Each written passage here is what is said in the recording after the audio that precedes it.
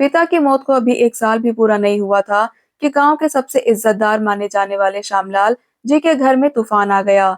दोनों बेटियां पूजा और राधा सीधे बड़े भाई अरविंद के दरवाजे पर खड़ी थी और पहली बार उन्होंने साफ शब्द में कहा, हमें भी पापा की संपत्ति में अपना हक चाहिए। ये सुनते ही आंगन में बैठे रिश्तेदार सन रह गए। चाची ने ताना मारा, बेटियां तो पराया धन होती हैं। लेकिन पूजा की आंख में आंसू नहीं, आग थी। पराया धन नहीं, पापा की संतान है हम।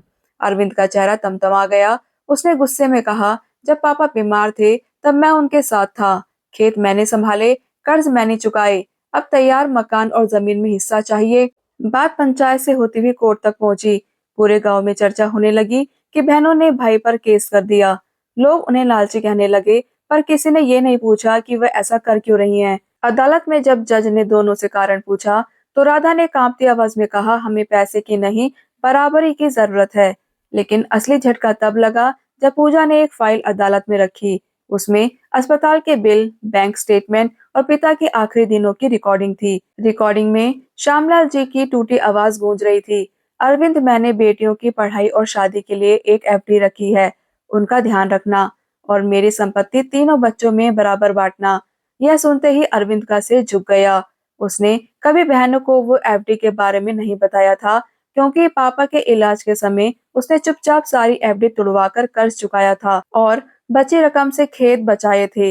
लेकिन समाज के डर से उसने सच्चाई छुपा ली थी। जज ने फैसला सुनाया, कानून के अनुसार बेटियां बराबर की हकदार हैं और साथ ही अरविंद को निर्देश दिया कि सारी संपत्ति का हिसाब पारदर्शी तरीके से पेश करे।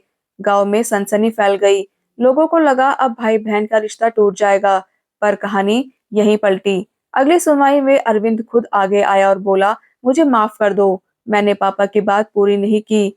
मैं डर गया था कि लोग क्या कहेंगे। उसने दस्तावेज सौंप दिए जिनमें साफ था कि उसने अपनी हिस्सेदारी तक गिरवी रखकर घर बचाया था। यह देखकर पूजा की आंखों से पहली बार आंसू बहे। भैया, अगर आपने पहले सच बता दिया होता तो हम कोर्ट क्यों आते? तब असली ट्विस्ट सामने आया। पूजा और राधा ने अदालत में लिखित बयान दिया कि वे अपने हिस्से की जमीन नहीं लेंगी, बल्कि उसे मां के नाम ट्रांसफर किए जाए और खेत की आधी आमदनी से गांव की लड़कियों की पढ़ाई के लिए एक ट्रस्ट बनाया जाए, क्योंकि उनका असली मकसद संपत्ति नहीं, समाज को संदेश देना था कि बेटियां बोझ नहीं, अधिकार रखती हैं। अदालत ने इस प्रस्ताव को मंजूर किया। जज ने कहा, आज इस परिवार ने सिर्फ एक मुकदमा नहीं जीता, एक सोच बदली है। गांव वाले जो कल तक बहनों को लालची कह रहे थे, आज उनकी हिम्मत की मिसाल देने लगे। अरविंद ने सबके सामने बहनों का हाथ पकड़कर कहा, मुझे गर्व है कि तुम मेरी बहनें हो। और उस दिन श्यामलाल जी की तस्वीर के सामने तीनों भाई बहन ने एक साथ दीप जलाया।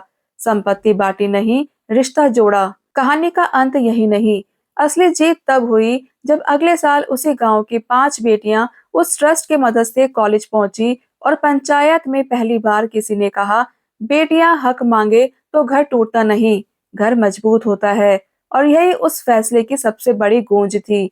हक लेने से रिश्ते नहीं टूटते, सच छुपाने से टूटते हैं। तो दोस्तों, अगर कहानी पसंद आई हो तो मेरे चैनल को लाइक, शेयर और सब्सक्राइब जरूर करें। कल मिलते हैं अपनी एक और नई कहानी के साथ।